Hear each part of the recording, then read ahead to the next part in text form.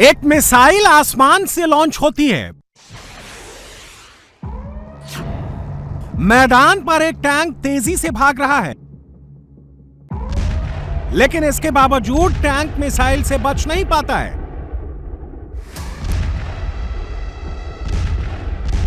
Missile attack से tank में आग लग चुकी होती है। जैसे ही टैंक के अंदर बैठा ऑपरेटर टैंक से उतरता है, पूरा टैंक एक धमाके में उड़ जाता है।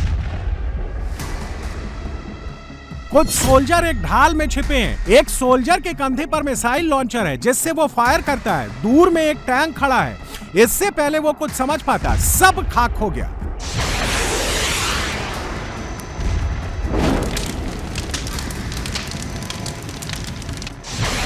एक और सोल्जर मिसाइल लॉन्चर से फायर करता है और चंद सेकंड में टैंक के चीथड़े चीथड़े हवा में उड़ जाते हैं।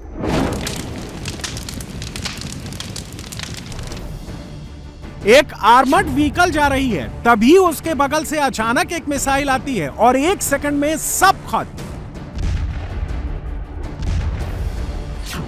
यह है दुनिया की सबसे खतरनाक एंटी टैंक मिसाइल जैवलिन।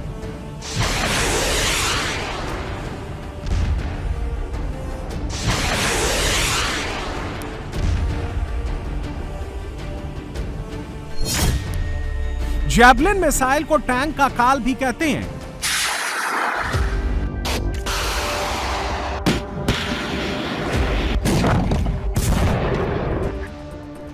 जंगल हो, मैदान हो, पहाड़ हो, दिन हो या फिर रात हो, जैवलिन के वार से टैंक नहीं बच सकता।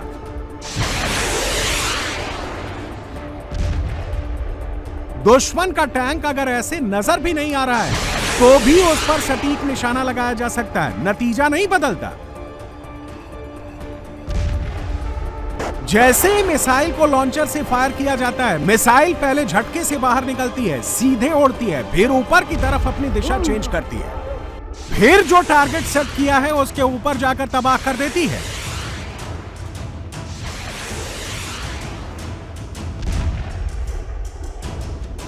खड़े होकर फायर कर सकते हैं, बैठकर जैवलिन को लॉन्च कर सकते हैं, लेटकर सटीक निशाना बना सकते हैं और हर बार निशाना 100% सटीक लगेगा।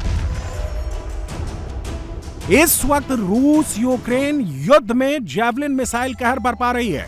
रूस के टैंकों को जैवलिन मिसाइल एक एक करके तबाह कर रही है। अब तक 100 से ज्यादा रशियन टैंक यूक्रेन युद्ध में बर्बाद हो चुके हैं। एंटी टैंक मिसाइल से बचने के लिए रशियन आर्मी ने अपने टैंक के ऊपर सॉलिड स्टील केज तैयार किया था। बैटलफील्ड में टैंक सबसे मजबूत हथियार होता है। स्टील की मोटी बॉडी टैंक को हर हमले से बचाती है, लेकिन टैंक की सबसे बड़ी कमजोरी उसका ऊपरी हिस्सा होता है।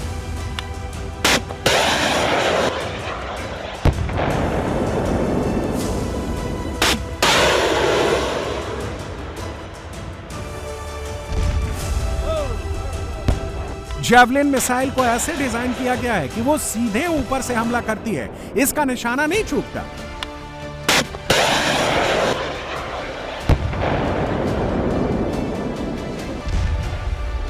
जैवलिन मिसाइल के घातक प्रहार के सामने रूस के स्टील कवर केज भी टैंक को बचा नहीं पाए। जैवलिन मिसाइल दुनिया का हर टैंक तबाह कर सकती है। इसकी रेंज 2.5 किलोमीटर से 5 किलोमीटर तक है। जैवलिन को कंधे से और आर्मर्ड व्हीकल से फायर किया जा सकता है। इंफ्रारेड से इसको गाइड किया जा सकता है। लंबाई 1 मीटर और वॉरहेड का वजन करीब 9 किलो तक है। जैवलिन को फायर करने में 30 सेकंड लगते हैं और रीलोड करने में सिर्फ 20 सेकंड। यानी एक जैवलिन लॉन्चर 1 मिनट के अंदर 2 बार फायर खोल सकता है। अब आपको वो तस्वीर दिखाते हैं जो आपने देखी नहीं होगी। अगर देखा भी होगा तो उसके मायने समझे नहीं होंगे, और ये तस्वीर सबसे ज्यादा पाकिस्तान को डराने वाली है। इस वीडियो में यूएस आर्मी है और उनके साथ इंडियन आर्मी है। दोनों सेना के टॉप सोल्जर एक जगह पर युद्धाभ्यास कर रहे हैं। यह युद्धाभ्यास किसी और हथियार का नहीं है, बल्कि जैवलिन मिसाइल कैसे लॉन्च की जाती है, जैवलिन मिसाइल की कमी क्या है, खासियत क्या है, इसको कैसे हैंडल करते हैं, कैसे ठीक करते हैं, सब कुछ इंडियन आर्मी यूएस आर्मी से समझ रही है।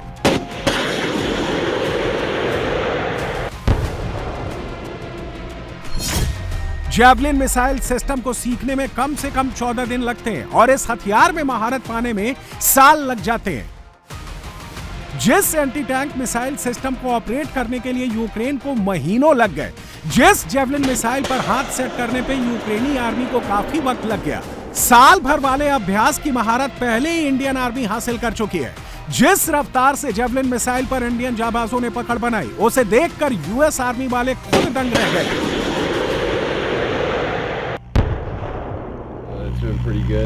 ये बहुत जबरदस्त है। इंडियन सोल्जर बहुत जल्दी सीख रहे हैं। उन्होंने बहुत तेजी से पूरे सिस्टम को समझा और सटीक निशाना भी लगाने लगे। जेवलिन मिसाइल ऐसा अस्त्र है जिसने 5-5 युद्ध में अपने आप को साबित किया है।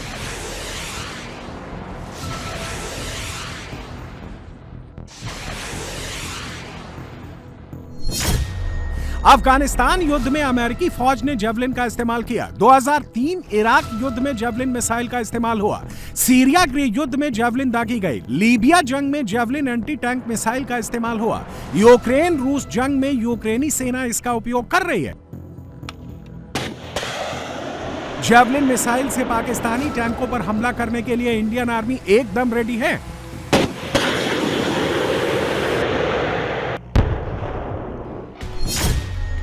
अमेरिका से 100 javelin missile, 25 javelin light weight command launch unit, training के लिए simulator round, battery coolant unit, training manual, spare parts, tool kit और टेक्निकल हेल्प।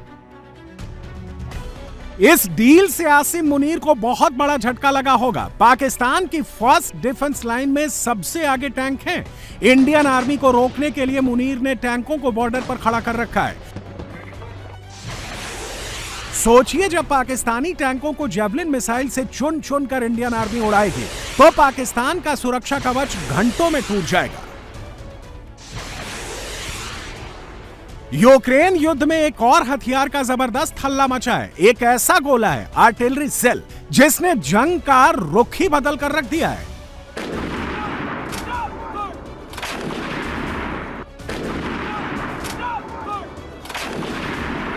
यूक्रेन जंग में तैनात ये रूस का टॉर M2DT मिसाइल सिस्टम है, जो यूक्रेन सेना की रेंज से काफी दूर था, बॉर्डर से दूर मौजूद था। लेकिन तभी एक गोला आता है और सब खाक, धुआं ही धुआं।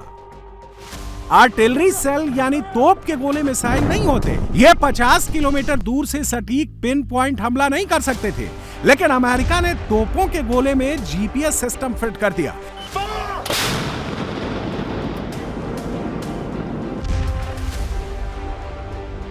अब ये गोले 65 किलोमीटर दूर से मिसाइल जैसी एक्यूरेसी से हमला कर सकते हैं। रूस यूक्रेन युद्ध में इन गोलों ने तबाही मचा रखी है।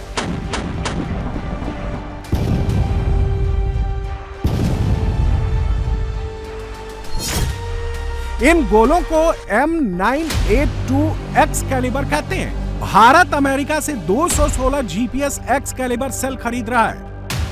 भारत ने सबसे पहले 2019 में अमेरिका से X कैलिबर सेल खरीदे थे। इनका इस्तेमाल पाकिस्तान को सबक सिखाने के लिए भी किया गया था और 216 और GPS गोले आ रहे हैं। पाकिस्तान पर युद्ध के लिए इंडियन आर्मी पूरी तरह से तैयार हो रही है। ऐसा दुनिया में सिर्फ हिंदुस्तान ही कर सकता है। ये काम नरेंद्र मोदी ही कर सकते हैं, जो वर्ल्ड में किसी दूसरे लीडर के बस में नहीं है। यूक्रेन और रूस की जंग में यूरोपियन हथियारों का इस्तेमाल हो रहा है। अमेरिकी हथियारों के बल पर यूक्रेन पुतिन को रोक रहा है। यूक्रेन जंग में जो बेस्ट हथियार है वो भारत खरीद रहा है। रूस के हथियार भी, अमेरिकी हथियार भी।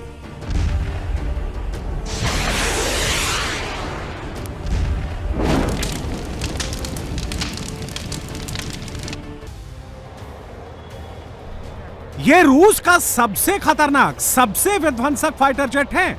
ये जेट अमेरिका के लिए, यूक्रेन के लिए, पूरे यूरोप के लिए अनसुलझी पहेली है। इस जेट की टेक ऑफ स्ट्रेंथ, इसकी मिसाइल फायरिंग पावर रूस को छोड़कर दुनिया में कोई नहीं जानता है। ये है सुखोई 57, रूस का 5th generation stealth plane Su-57। Stealth यानी जिसको रेडार पकड़ नहीं सकता। कब फाइटर जेट कहां से आएगा किसी को पता नहीं चलेगा। जब पता चलेगा तो सब कुछ तबाह हो जाएगा।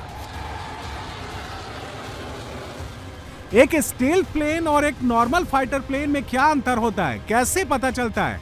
आपकी स्क्रीन पर एक F-16 जेट है।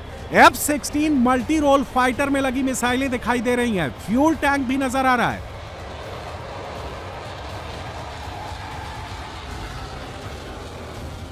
Su-57 को देखिए, ना तो इसमें कोई मिसाइल नजर आएगी और ना ही फ्यूल टैंक दिखाई देगा। देखने वालों को लगेगा जेट में मिसाइल फिट नहीं की गई है, बल्कि स्टेल्थ जेट में पूरा सिस्टम अंदर फिट होता है। देखिए, Su-57 जब अटैक मोड में आता है तो उसके मिसाइल बॉक्स खुल जाते हैं, तबाही मचाने वाले हथियार दिखाई देने लगते हैं। Su-57 की स्पीड 2135 किलोमीटर प्रति घंटे है। रेंज एक बार में 3500 किलोमीटर 66,000 फीट पर उड़ान भर सकता है। Su-57 में air to air missile, air to surface missile, anti ship missile, anti radiation missile होती है। इसके अलावा KAB 250 guided bomb, anti tank drill bomb भी लोड रहता है। अब रूस सुखोई 57 को भारत को देना चाहता है, इंडियन एयरफोर्स की ताकत बढ़ाना चाहता है, रेडी फॉर कॉम्बैट जेट देना चाहता है, भारत के साथ टेक्नोलॉजी शेयर करना चाहता है, भारत में सुखोई 57 के निर्माण के लिए भी तैयार है। सुखोई 57 में सेट और डेड मिशन को अंजाम देने की क्षमता है, वो F-35 और चीन के J-20 में भी नहीं है। Su-57 में रेडिएशन मिसाइल है जो ग्राउंड पर मौजूद एयर डिफेंस सिस्टम और रेडार को ब्लाइंड बना सकते हैं, जिसे सिड मिशन कहा जाता है,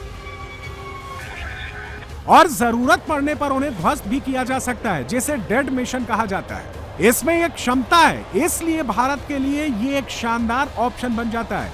ना चीन के पास है, ना पाकिस्तान के पास Su-57 जैसा घातक प्लेन है। अब इंडिया की ग्लोबल पावर को समझिए। यूक्रेन रूस को रोकने के लिए फ्रांस से राफेल खरीद रहा है। भारत के पास राफेल मौजूद है। यूक्रेन ने रशियन टैंकों के लिए जेवलिन मिसाइल का इंतजाम किया। भारत अमेरिका से जेवलिन मिसाइल खरीद रहा है।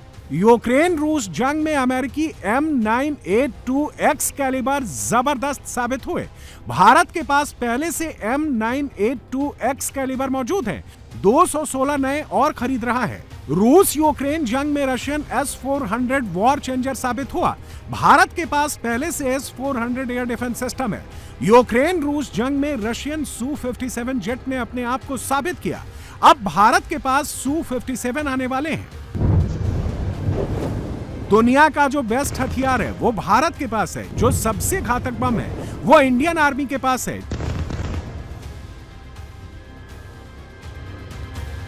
जो सबसे बेस्ट एंटी टैंक मिसाइल है वो इंडियन आर्मी के पास आ रही है, और इंडियन एयरफोर्स की ताकत दोगुनी होने वाली है।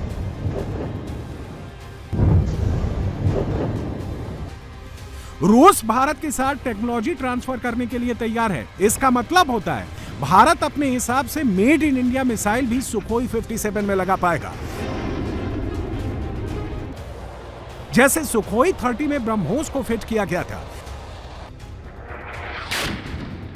अस्त्र मिसाइल का सफल ट्रायल किया, जो राफेल के साथ नहीं कर सकते, क्योंकि फ्रांस ने टेक्नोलॉजी ट्रांसफर पर समझौता नहीं किया, जिसकी वजह से इंडियन एयरफोर्स राफेल को लेकर पूरी तरह से फ्रांस की मिसाइल पर निर्भर है।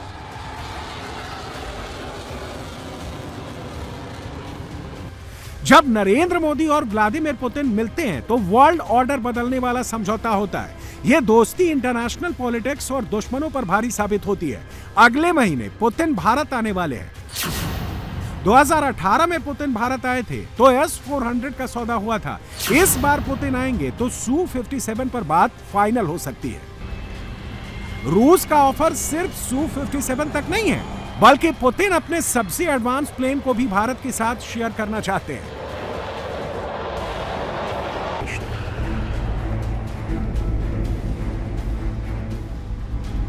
यह रूस का Su-75 है, इसको चेकमेट भी कहते हैं। ऐसा दावा किया जाता है जो टेक्नोलॉजी रूस ने Su-75 में लगाई है वो अमेरिका तक के पास नहीं है।